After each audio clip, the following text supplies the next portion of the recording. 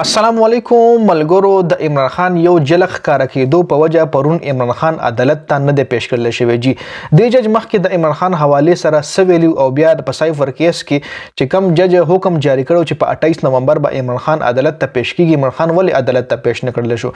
د جیل حکام د جج ته کم داسې ریزو نه خلو چې په دې وجه مونږ عدالت ته عمران خان نشو پیش کولې او بیا جج دغه حواله سره څه بیان جاری کو، څه حکم نامه جاری کا، په دې باندې هم ډیټیل سره خبره کو. بل عمران خان د خپل مخالفینو نه ډیر اډوانس سوچ کوي. جی په دې باندې هم یو ډیر غټ اپډیټ ته عمران خان پارټي کې نوي کسان شاملېدو حواله سره هم عمران خان یو ډیر غټه حکمنامه جاری کړې ده.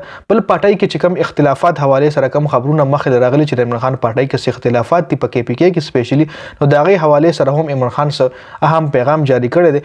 بل د پاکستان فوج حواله سره عمران خان غټه فیصله کړې ده او دا واضح پیغام ورکړی دی چې فوج هم زما فوج دی او ملک هم زما ملک دی. بل عمران خان د کې پی کې پښتنو ډیر زیات خوشاله دی او د پښتنو شکریه هم ادا کړې ده. دا ټول تفصيلات په دې ویډیو کې تاسو سره ډیسکس کوم.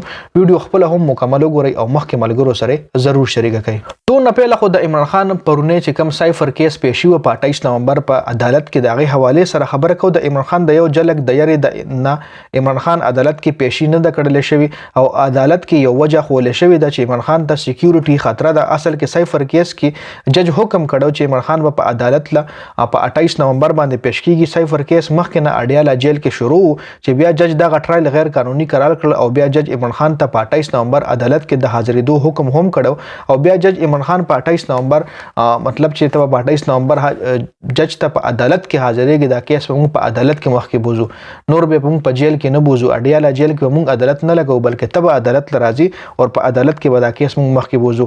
خو پرون بیا جیل حکام دا درخواست جمع کړ چې عمران خان موږ سکیورټي خدشات په وجه عدالت ته نشو راوسته، عدالت کې موږ نشو پیش کولې. هغه نه پس خصوصي عدالت دا حکم جاری کړو چې عمران خان ټرایل په جیل کې وي او کچره عوام یا میډیا عدالت له دې کیس دوران کې د کیس ټرایل سنوي دوران کې تل غواړي نو غي ته به هم اجازه وي. خو اوس دا پته نه لګي چې کم حد پورې به اجازه وي او کم میډیا ولا ته به اجازه وي. آیا سوشل میډیا ولا خلکو ته به اجازه تي کنه؟ د دې حواله سره لاس اپډیټس نه راغلي. جی دا بیا بعد کې پته لګي. بل آیا عمران خان ته ریشا سکیورټي خدشات دي؟ مخکې عمران خان وکیل دا درخواست عدالت کې ورکړو چې کله عمران خان گیر نو. جی د عمران خان وکیل دا درخواست ورکړو چې عمران خان تر سکیورټي خطرات دي او مخکې په هم مطلب یو قاتلانه حمله شوې ده. جج ته ویلو چې مونږ دا هر ټایم عدالت کې نشو پیش کېدی چونکه زمون کله په اسلام آباد کې تاریخ، کله په لاهور کې تاریخ، چې زمون دا ټول تاریخونه په یو ځای کې کا.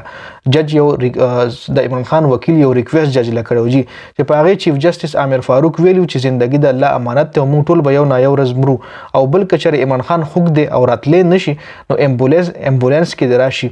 اوس هغه عدالت چې کوم دی غوي چې عمران خان ته سکیورټي خطرات دي، بل عمران خان مطلب سکیورټي خطرات ته دا فیصله چې کوم دا سایفر کیس دا مونږ په اډیاله جیل کې کوو. جی بل عمران خان خپل مخالفینو نه ډیر اډوانس سوچ کوي. د عمران خان مخالفینو چې کوم سوچ چې عمران خان دی د پی ټی آی چیرمن نوي او د بیٹ انتخابي نشان ته هم واغستل شي. د عمران خان نه دغه حواله سره پی ټی آی دا فیصله کړی ده چې موږ به د جمعې پر ورځ انټرا پارټي الیکشن کو او شیر افضل مرات ویلي چې عمران خان په دې انتخاباتو کې حصہ نشي اخیسته او کله چې عمران خان ته لاره صفا شي او جیل نه آزاد شي نو هغه نه پس په عمران خان چیرمن وي. خو اوس به چیرمن سوک وي د حواله سره براتلونکو ورځو کې پته لګي چې انټرا پارټي الیکشن خو روان دي خو چیرمن به څوک وي.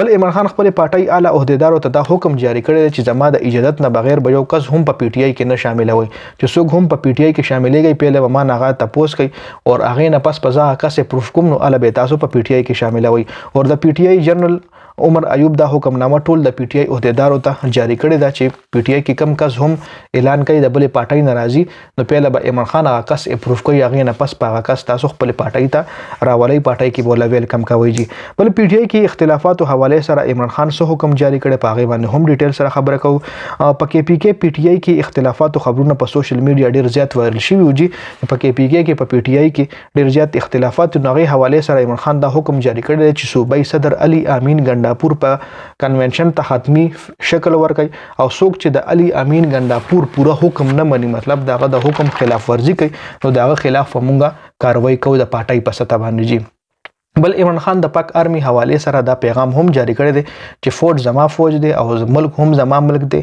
فوج مخالف کم عناصر دي د غي نزان ساتلو حکم یې هم خپل کارکونانو ته کړی دی او سوشل میډیا باندې څومره عناصر اکټیو دي او د پاکستان د فوج خلاف بکواس کوي نو غي نه هم د پی ټی آی لا تعلقي اظهار کړی دی.